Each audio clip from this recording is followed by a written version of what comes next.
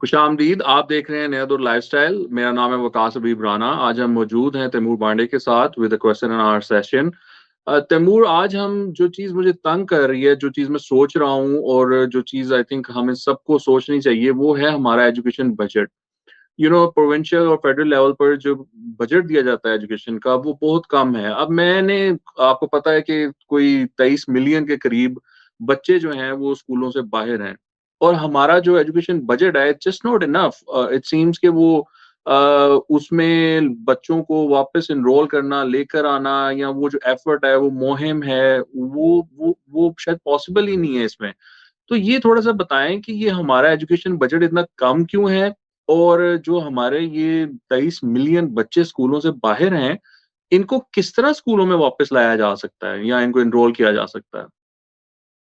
वकास, ये एक बहुत लंबी गुफ्तगू है, बहस है। इस पे बहुत ज़्यादा बातचीत हो चुकी है in the past also. But मुझे लगता है कि इस पे शायद हमारी प्रायोरिटी नहीं है, या हमें अभी तक इसके आफ्टर इफेक्ट्स नज़र नहीं आ रहे, जो कि आना शुरू हो गए हैं काफ़ी अरसे से। और हम अभी भी उसी तरीके से काम कर रहे हैं, डील कर रहे हैं एजुकेशन पे, जैसे हम पिछले 70 साल में करते आए हैं। या शायद 70 साल पहले ये फ़ोकस ज़रा डिफरेंट था, अब लगता है बिल्कुल भी फ़ोकस नहीं रहा। क्योंकि तालीम का मयार डिफरेंट सदियों में नीचे ही जाता हुआ नज़र आया, अच्छा होता हुआ नहीं नज़र आया। आपने बड़ा इंपॉर्टेंट स्टैटिस्टिक्स शेयर किया 23 मिलियन का, इससे मैं बाद में आता हूँ। 18वीं तरमीम के बाद एजुकेशन जो है वो एक सूबाई शोबा बन गया है। इस पे अब प्रोविंशियल सब्जेक्ट जिसको हम कहते हैं, तो हर प्रोविंस को एजुकेशन पे अपने फंड्स एलोकेट करने हैं।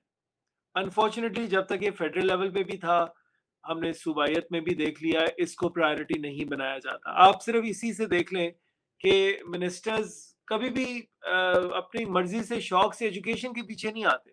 मैंने हार्डली किसी को सुना है कि जी मैं अपनी मर्जी से, अपने शौक से मैंने एजुकेशन मिनिस्ट्री पकड़ी, शायद एक दो के अलावा। उसकी वजह ये है कि बड़ा बोरिंग सब्जेक्ट है, इसमें इंटरेस्ट नहीं है। आप टेलीविजन पे देख लें, कितने प्रोग्राम्स होते हैं एजुकेशन पे, कितनी काउंसलिंग सेशंस होते हैं यूथ के, कितना बताया जाता है, बहस की जाती है। एक वाहिद ये जो हमारा सिंगल नेशनल करिकुलम की कंट्रोवर्सी बनी, मैं सिर्फ कहता हूँ इसका एक सबसे बड़ा फायदा ये हुआ कि 70 साल में पहली दफा पूरे मुल्क ने इस पे शायद बहस की है। उस प्राइवेट सेक्टर ने आके बहस की जो उसको कंप्लीटली इग्नोर करता था। मैं अच्छे बुरे की बात नहीं कर रहा, सिंगल नेशनल की वो एक अलग डिबेट हो जाएगी। मगर एटलीस्ट इसको हमने पहली दफा उधेड़ के देखा, बहस की, कुछ मुकालमा तो हुआ ना इसके ऊपर। क्योंकि एजुकेशन अनफॉर्चुनेटली प्रायोरिटी नहीं है। और उसका रिजल्ट ये हुआ है कि जो 23 मिलियन आप कोट कर रहे हैं, ये तो शायद एक रिकॉर्डेड फिगर है। अनरिकॉर्डेड में तो पता नहीं कितना बच्चा इसमें आएगा। और ये नंबर जो है, ये छोटा नंबर नहीं है, ये दुनिया के टॉप 3 में आ जाता है चिल्ड्रन आउट ऑफ स्कूल जिसको हम कहते हैं। तो आप सोचे 23 मिलियन बच्चों का फ्यूचर क्या होगा। अभी तो मैं उन पे नहीं आया जिनको लो क्वालिटी, पुअर क्वालिटी पे एजुकेशन मिल रही है, वो एटलीस्ट एजुकेशन तो मिल रही है, इनको कुछ नहीं मिल रहा। जहाँ तक दूसरे सवाल का जवाब है आपका, कहाँ से इनको स्कूल में लेके आए, तो उसके बहुत सारे ऑप्शंस हैं मेरी नज़र में। बहुत सारे लोगों ने लिखा है मेरे से, सीनियर सीनियर एजुकेशनिस्ट हैं, जिस पे बहुत लंबी लंबी आई थिंक आर्टिकल्स और तकरीरें कर चुके हैं। देखिए, इसमें सॉल्यूशन जो है वो ये है, पहली बात हमें एक जिहाद बनाना पड़ेगा कि जो भी गवर्नमेंट आएगी इन बच्चों को स्कूलों में डालेगी। अब स्कूल से मुराद, मेरा मतलब ये नहीं है कि एक प्राइवेट सेक्टर पॉश स्कूल की हम बात करें, हम बेसिक स्कूल की बात करें। कई जगह स्कूल्स डबल शिफ्ट में काम करते हैं। हम डबल शिफ्ट स्कूल स्टार्ट कर सकते हैं, मॉर्निंग इवनिंग सेशंस कर सकते हैं। हम प्राइवेट सेक्टर को इन्वॉल्व कर सकते हैं, जहाँ से हम उनकी बेस्ट प्रैक्टिसेस लेके उनसे कुछ सीख के चीज़ें इन बच्चों को तालीम दे सकें। इंसेंटिव दे सकते हैं एग्जिस्टिंग टीचर्स को, सिविल सोसाइटी को। मैं तो समझता हूँ यूनिवर्सिटी के स्टूडेंट्स के लिए कंपल्सरी होना चाहिए कि आपको डिग्री नहीं मिलेगी एक सेमेस्टर अगर आप जाके पढ़ाएंगे नहीं इन बच्चों को। ये fantastic idea. This is a fantastic idea Taimur. जी, और चाइना में ऐसे होता भी रहा है। आपके यूनिवर्सिटी लेवल स्टूडेंट्स को कहा जाता है कि पूरा सेमेस्टर आप सिर्फ पढ़ाएंगे लोगों को जाके। अब वो डिफरेंट डिफरेंट शोबे आपके, जहाँ जहाँ आपके एक्सपर्टीज है, आप उस सब्जेक्ट को लेके जाएंगे। मगर इसको वॉर फुटिंग पे लेके जाना पड़ेगा। इसका एहसास करना पड़ेगा कि ये एक बहुत बड़ा नुकसान है जो हमने इस मुल्क के साथ किया है। और इसका असर हमें नजर आएगा और नजर आ रहा है इन वेरियस शेप्स। ये जो यूथ हमारी आ रही है, जो हमें फिगर्स दिए जाते हैं कि 65% आपकी अंडर 24 पॉपुलेशन है और ये परसेंटेज बढ़ती जा रही है। आप देख लें बर्थ रेट क्या है आपके मुल्क का, तो आप देखें कितना बच्चा पीछे से आ रहा है। और उसके बाद जो नेचुरल कैलामिटी आती है, वो इस शोबे को तो सबसे ज्यादा डैमेज करके पीछे चली जाती है। True, true. और ये देखिए ना तैमूर, इसमें पता नहीं, मुझे तो ये नहीं समझ आती कि लोग समझते क्यों नहीं है, हमारी गवर्नमेंट्स, हमारे जो पीपल इन पावर हैं, वो समझते क्यों नहीं है। जो इस तरह की नेशन है, छोटे मुल्क हैं, उन्होंने तरक्की की है अपनी एजुकेशन की बुनियाद पर। उनकी यूनिवर्सिटीज दुनिया की टॉप यूनिवर्सिटीज में आती थी। वो एंटरप्रेन्योर्स को उन्होंने पैदा किया है, इनोवेटर्स को पैदा किया है, और उन्होंने जाकर डिसरप्ट किया है इकोनॉमी को, उन्होंने जाकर कंट्रीब्यूट किया है। और हमारे यहाँ मतलब मजाक वाली बात है कि जी 23 मिलियन बच्चे ही स्कूल से बाहर हैं। तो moving to the next question, मुझे ये बताएं कि अभी फ्लड का इतना बड़ा इशू है, और उसमें जो स्कूल्स हैं वो ऑब्वियसली उन एरियाज में कुछ भी नहीं बचा, तो स्कूल कहाँ से बचने हैं। तो हमारे जो I won't discuss the will to you know build back the schools, but इसको, इस चैलेंज को किस तरह हम हैंडल करेंगे? I mean it's a huge challenge. It is Waqas, and I think you probably the first person in this country जिसने शायद ये बात भी की है। क्योंकि यहाँ पे मैं समझता हूँ कि हमें अपनी अपनी फेवरेट पॉलिटिकल पार्टीज को ये फोर्स करना चाहिए अगले इलेक्शन से पहले कि आप हमें दिखाएं, एजुकेशन बजट की बात ही हम करें, आप उन स्कूलों को कैसे रिस्टोर करेंगे जो हर सूबे में तबाह हुए हैं।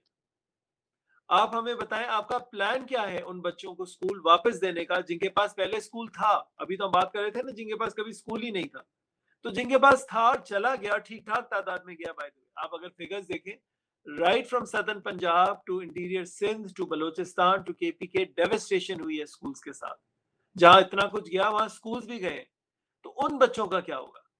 आपके पास क्या प्लान है कि आपने वो स्कूल रिस्टोर करने हैं और शायद बेहतर हालत में लेके आने हैं? अगर आपको मौका मिला ही है, क्योंकि खस्ता हालत में तो ऑलरेडी थे, बड़ी बड़ी डॉक्यूमेंट्रीज आ चुकी हैं, रिपोर्ट्स आ चुकी हैं, क्योंकि बहुत बुरे हालात थे। तो अगर वो बह के चले गए हैं, खत्म हो गए हैं, आपके पास क्या प्लान है? ये बड़ा इंपॉर्टेंट क्वेश्चन है जो हमें पॉलिटिकल पार्टी से पूछना पड़ेगा, बिकॉज अगला साल इलेक्शन का साल है। तो हम ये प्रेशर डाल के मीडिया के थ्रू खास तौर पे इस आवाज को ऊपर ले जा सकते हैं और पूछ सकते हैं कि क्या प्लान्स है आपके पास। प्राइवेट सेक्टर एनजीओ तो आपको बहुत सारे तरकीबें देंगे, प्लान्स बताएंगे, बहुत सारे हैं जो बहुत कुछ शायद आपको बता सकेंगे। मगर गवर्नमेंट्स के पास और पॉलिटिकल पार्टीज के पास क्या प्लान है? और अगर नहीं है तो इस पे बहस शुरू होनी नहीं चाहिए, हमें इस पे बात नहीं करनी चाहिए। सिर्फ मैनिफेस्टो की मैं बात नहीं कर रहा, एक्चुअल प्रैक्टिकल इम्प्लीमेंटेशन कैसे होगी इसकी। क्योंकि जो भी गवर्नमेंट आएगी उसने इस पे काम करना है और हमने ये काम करवाना है। तो ये बहुत बड़ा मरहला है कि जिनके पास स्कूल थे हजारों की तादाद में, मैं आपको फिगर्स अगर बताऊं आपके रोंगटे खड़े हो जाएंगे, कितनी बड़ी परसेंटेज स्कूलों की खत्म हो गई है। तो उन बच्चों का क्या होगा? तो ये सवाल हमें गवर्नमेंट से पूछने पड़ेंगे, बिकॉज ये वाली साख्त उनकी है। आप और मैं फंड रेजिंग करके एक आध स्कूल बना देंगे और जब तक हमारी जिंदगी होगी शायद वो स्कूल चलेगा भी, उसके बाद क्या होगा? इसीलिए हमें गवर्नमेंट को स्ट्रेंथन करना है। ये रिस्पांसिबिलिटी गवर्नमेंट की है, ये प्राइवेट सेक्टर या एनजीओ की रिस्पांसिबिलिटी नहीं है। तो हमें उनको प्रेशराइज करना पड़ेगा। हम इस पर फ्लड्स के हवाले से ट्विटर पर भी स्पेसेस कर चुके हैं। We had you know experts from environmentalist और journalist who work in the field, उन सब के साथ हमारी गुफ्तगू हुई है इस बारे में। तो आई गेस कि we need to have another session on this. I think हमें करना चाहिए एजुकेशन पे कि स्कूल्स के बारे में क्या हो रहा है ऑन ऑन ट्विटर। तो तैमूर, इसमें जो अगली जो बात है वो यही है कि फिर ऐसा लगता है कि ये सारा मामला जो है वो गवर्नमेंट के हाथ में है, और चूँकि शोर नहीं है इसके बारे में, कोई उस तरह की बात नहीं है, तो गवर्नमेंट जो है वो कुछ इसका असर नहीं लेती हैं। And you are absolutely right कि पता नहीं क्यों हम इस बारे में डिस्कशन ही नहीं है मीडिया पर। तो मुझे ये बताएं कि इज इट इवन पॉसिबल, और if it's possible then how should we you know force these governments to make sure कि वो एक तो बजट बढ़ाएं, दूसरा ये है कि उस बजट को अच्छे तरीके से स्पेंड करें और स्कूल्स पर फोकस करें। How can we do that? देखिए खास इसके दो जवाब होंगे। पहला जवाब जरा स्ट्रक्चर नेचर का, अगर आप हमारे बजट्स को देखें तो उसका एक बहुत बड़ा फीसद जो है वो हमारी मिलिट्री के पास जाता है। दूसरा जो बड़ा हिस्सा है वो डेट सर्विसिंग में चला जाता है, आप कर्जे और उस पर इंटरेस्ट जो है उसको उतारने में। तो आपके पास रह क्या जाता है पीछे? जब आपके पास इतना बड़ा ऑलमोस्ट 60 2/3 अगर आपका चला जाएगा एक नॉन डेवलपमेंट सेक्टर में, तो डेवलपमेंट सेक्टर में आपके पास बचेगा क्या? और उस डेवलपमेंट हम्म। सेक्टर एजुकेशन तो नहीं है, उसमें फिर हेल्थ भी है, उसमें फिर और चीजें भी हैं। तो इसके बहुत सारे राइटर्स हैं, जैसा मैंने को बताया, बहुत सारे इकोनॉमिस्ट हैं जिन्होंने बड़ा लिखा है, पूरा प्लान दिया है। ये सिर्फ क्रिटिसिज्म नहीं है कि आप कैसे अपने नॉन डेवलपमेंट एक्सपेंडिचर को कम कर सकते हैं। For example, non combat defence expenditure आराम से नीचे आ सकता है। आपकी डेट सर्विसिंग जो हो रही है वो बड़े अरसे से हो रही है, और वो प्रिंसिपल अमाउंट को तो आप हाथ ही नहीं लगा रहे, आप उसमें इंटरेस्ट पे कर रहे हो। तो हमें मैसिव रीस्ट्रक्चरिंग, इकोनॉमिक रीस्ट्रक्चरिंग की जरूरत है, ताकि फंड्स आए तो आप इधर दे सको ना। वो सही कहते हैं कि फंड्स इधर देना उधर देना, I agree with that part, मगर फिर जहां से फंड्स जाया हो रहे हैं, जहां कट डाउन करने चाहिए, वो तो हमें मिले। ये क्यों अय्याशियां हो रही हैं इतनी बड़ी बड़ी गाड़ियों की? ये क्यों इनको अय्याशियां मिल, घरों की, नौकरों की, सर्वेंट्स की, यूटिलिटीज की? ये तो अय्याशियां है ना। फिर अगर आपने इमरजेंसी लगानी है, उधर बच्चे को स्कूल नहीं मिल रहा है, इधर आपके यहाँ 24 घंटे एसी चल रहा है। तो ये अय्याशियां हमें थोड़ी कम करनी पड़ेंगी। और इसमें सिर्फ गवर्नमेंट का काम है, इसमें हमारी जो एलीट है, बिकॉज मेन कैप्चर रिसोर्सेज का तो वहां है, हमें वहां से रीएलोकेशन करनी पड़ेगी। तो इसकी एक तो एब्सोल्युटली। स्ट्रक्चरिंग है मैसिव किस्म की, और वो सिर्फ एक या दो लोगों की आवाज से नहीं उठेगा, वो तो स्टेक होल्डर्स को बैठना पड़ेगा, मिलिट्री इंक्लूडेड, कि कैसे हम स्पेशल फंड्स क्रिएट करें एजुकेशन के लिए खास तौर पे। दूसरी बात आ जाती है कि आप जब एजुकेशन के लिए फंड्स क्रिएट भी करते हैं, आप इनके पास कभी बैठे आप देखें इनके पास प्लान्स क्या है। ये 5 साल से आगे का सोचते नहीं है, क्योंकि इनको होता है हम आए हैं, हमने री इलेक्ट होना है, तो इन 5 सालों में हमने वो चीजें करनी है जो हमें 5-6 साल रिजल्ट दिखाए। तो कोई लॉन्ग टर्म स्ट्रेटजी नहीं होती। चार्टर ऑफ डेमोक्रेसी इस मुल्क में बनी, वजीर आजम साहब ने चार्टर ऑफ इकोनॉमी की बात की, जो कि बहुत अच्छी बात है। मैं तो कहता हूँ चार्टर ऑफ एजुकेशन साइन होना चाहिए, कि जो भी गवर्नमेंट आए, एक लॉन्ग टर्म पॉलिसी, 20-30 साल की पॉलिसी हम बनाएंगे, जिसपे हम काम करेंगे, जिसपे फंड्स हम प्लेज करते हैं कि हम रेस करेंगे, जिसपे हम दिखाएंगे दुनिया के पास भी, डोनर्स के पास भी अगर जाए, कि हम ये काम कर रहे हैं। और उसमें सब local stakeholders on board होंगे। उसमें मैं तो कहता हूँ आप स्टूडेंट्स को लेके आए, सिर्फ ये बड़ों की गेम नहीं है। आप बिठाएं स्टूडेंट्स को, बताएं प्रॉब्लम्स क्या है, वो आपको एक्चुअली बताएंगे। तो स्टेक होल्डर्स का बैठ के एक स्ट्रैटेजी, एक प्लान बनाना, जो लंबी प्लानिंग है 20-30 साल की, उसको फिर एग्जीक्यूट करना फेजेस में। लेकिन आपको एक चार्टर ऑफ एजुकेशन साइन करना पड़ेगा अक्रॉस द बोर्ड, कि ये ना हो कि 5 साल बाद मैं चला जाऊं तो अगला है वो इसको बिल्कुल ही जीरो कर दे। तो उसमें बहस होने दे, लड़ाइयां होने दे, कहीं ना कहीं किसी ना किसी कोने में जाके इवेंचुअली आपको जवाब ये सारी की सारी चीजों का मिल जाएगा, और उसको फिर हमने इम्प्लीमेंट करें। लेकिन उस तरफ चलना तो शुरू करें ना। पहला स्टेप तो हम यही करें कि जी एक लॉन्ग टर्म स्ट्रैटेजी क्या हम बना सकते हैं एजुकेशन में। और एजुकेशन भी विकास, वो वाली एजुकेशन जो दुनिया में मिल रही है, वो यस। एजुकेशन और पीछे लेके चली जाए। ठीक है ना, नहीं ये भी। तैमूर, इसमें इसमें आप ये देखिए ना कि दुनिया में जब कोई बच्चा ग्रेजुएट करता है, यूनिवर्सिटी से निकलता है, तो he is equipped to resolve problems. या वो मतलब एंटरप्रेन्योर्स बनते इसी तरह ही हैं, because they are there to resolve issues, you know. They उनका माइंडसेट ये होता है कि हमने अच्छा क्या मसला है, हमने हल करना है। यहाँ मसला ये, जो ग्रेजुएट करता है उसको सिस्टम उसके मसले हल कर रहा होता है कि जी अभी ग्रेजुएट करके इसको नौकरी कहाँ से देनी है, तो नौकरी है कोई नहीं, यू नो, हमारे सिस्टम में। तो बिल्कुल। ये वाला मामला है। हाँ, बिल्कुल, मैंने कहा एक पूरा एटीट्यूड चेंज होना पड़ेगा एजुकेशन की तरफ। अब आप देख लें, आपके चैनल के अलावा कितने लोग प्रोग्राम्स कर रहे हैं एजुकेशन पे।